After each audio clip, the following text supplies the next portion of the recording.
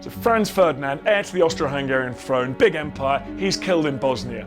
Now the Austrian government is furious to find out that some of rogue elements of neighbouring Serbia's government had helped supply weapons and things like that to the assassins. So they decided to teach the Serbians a lesson they would never ever forget. So Austria wants to crush Serbia, but little Serbia wasn't alone. That's the problem. They've got a big, huge mate, Russia. They've got a huge army. They're not going to let Serbia get pushed around. So Austria can't take on Russia by herself. They look around. They've got a big ally too, Germany, most powerful army in Europe. Many Germans think, well, war against Russia is inevitable. Let's take them now while we have the chance. We've got a good army. We've got a big advantage over them.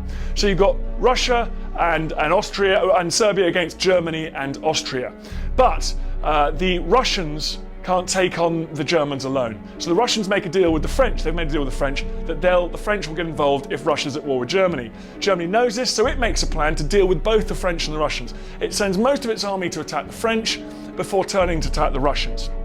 And in order to give the French a really good kicking, to increase their chance of doing that, they send most of the German army. The plan is to send through Belgium, round the side of the French army. It's a brilliant plan, except one little detail. Belgium's neutral, so everyone's agreed to protect Belgium, including the British. Now the problem with the British, they're the biggest empire in the world. It'd be silly to annoy them, but the Germans take the gamble that they won't mind about the Belgians, and even if they do mind, they won't be able to get involved quick enough because the Germans will have beaten the French by then. So Austria attacks Serbia, Russia stands up to defend Serbia, France agrees to stand by Russia, and then Germany sends thousands of troops through Belgium to smash France while dealing with the Russians.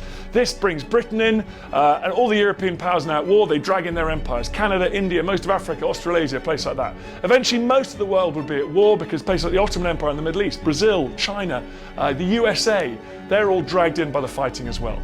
Basically everyone called each other's bluff, but found out they weren't bluffing. The war that resulted destroyed empires and ruined millions of people's lives.